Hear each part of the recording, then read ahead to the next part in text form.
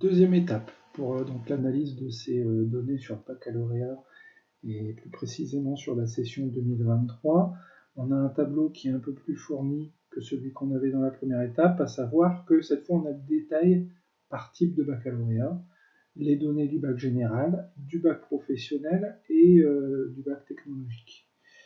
Donc on a cette fois les mêmes données, nombre de présents et nombre d'admis, donc ceux qui se sont présentés à l'examen par type de bac, et ceux qui ont obtenu leur bac à la fin des deux sessions sur cette session 2023. On va faire le même type d'analyse que ce qu'on a fait dans la première étape, sauf qu'on va affiner par type de bac. Donc, ce qu'on avait fait tout à l'heure, c'était qu'on avait calculé le pourcentage d'admis. La même chose, je vais recopier la mise en forme. On affinera ça ensuite. Mais donc le principe de tout à l'heure, je vais les reproduire ici. C'était de se dire, pour calculer le pourcentage d'admis, en quelque sorte le pourcentage de réussite, c'est de se dire, si je prends l'exemple du bac général, j'ai un peu plus de 371 000 personnes qui ont obtenu le bac, parmi les 389 000 qui se sont présentés au bac général. Et donc, c'est de regarder le poids, le pourcentage que représentent ceux qui ont eu le bac parmi l'ensemble des gens qui se sont présentés. Comme tout à l'heure, je fais le nombre d'admis divisé par le nombre de personnes qui se sont présentées à l'examen. Je le passe en pourcentage, je mets un chiffre derrière la virgule. Donc là, j'obtiens un pourcentage d'admis de 95,5, donc encore une phrase, si j'essaie de le mettre dans une phrase, ce 95,5, je dirais, par exemple, 95,5% des gens qui se sont présentés, des élèves qui se sont présentés au bac général en 2023, ont obtenu leur diplôme.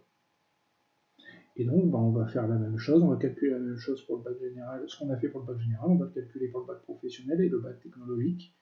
Et donc, je vais tirer vers la droite ma formule. Cette formule-ci, elle fait bleu divisé par vert. C'est exactement ce que je voudrais faire ici. Et ici, simplement en se décalant à chaque fois d'une colonne. Donc, je vais tirer ça vers la droite. Et donc, voilà, par exemple, j'ai fait bleu sur vert ici. Donc, nombre de personnes qui ont obtenu leur bac professionnel parmi celles qui s'étaient présentées au bac professionnel. La même chose pour le bac technologique. Ce que je vais faire, c'est que je vais calculer les totaux. Ici, je fais une petite somme rapide en utilisant le sigma où vous écrivez somme et vous sélectionnez votre plage. Et là, simplement pour vous montrer qu'on obtient les chiffres qu'on avait dans la première étape.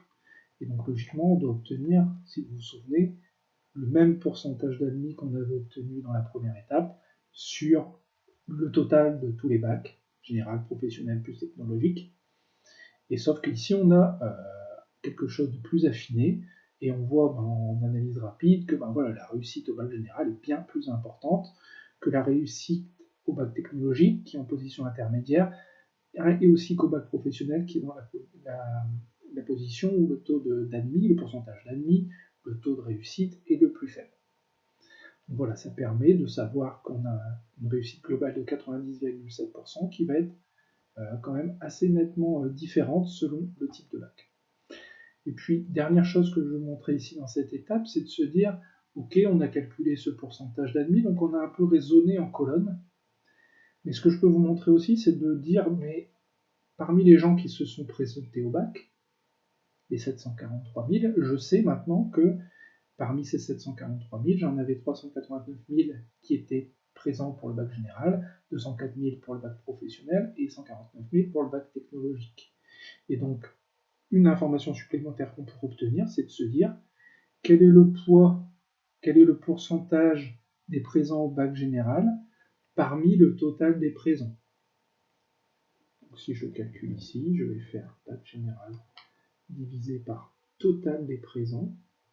Donc là, je travaille que sur les présents, je vais passer ça en pourcentage, je mets un chiffre derrière la virgule. Et ce 52,4%, il veut dire quoi? Il veut dire que parmi tous ceux qui se sont présentés au bac, qui sont ici, parmi eux, il y en a 52,4% qui se sont présentés au bac pour un bac général. Et puis on va essayer d'obtenir la même chose pour le bac professionnel et le bac technologique. Donc je vais tirer ici ma formule vers la droite, sauf que là, c'est un cas de figure où on va être obligé de faire intervenir le dollar. Pourquoi? Parce qu'on va toujours diviser par 743 000. Là, j'ai fait ça divisé par ça. Ici, le résultat que je voudrais obtenir ici, c'est ça divisé par ça. Donc si je ne mets pas de dollars et que je tire vers la droite, ça ne va pas être bon. Pourquoi?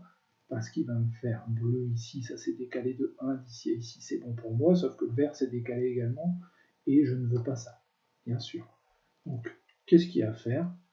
Je vais toujours diviser par ce qui est dans la colonne F. Je ne veux pas que le vert ici, F, le F vert, devienne GH, donc je vais bloquer le F vert avec mon dollar devant le F, puisque je mets le dollar devant ce que je veux bloquer.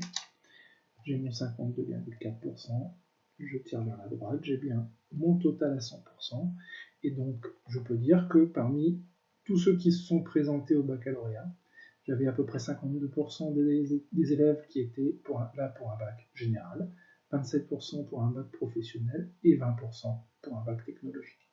Donc logique ici en colonne, pour essayer de voir le pourcentage d'admis dans chacun des bacs et sur le total.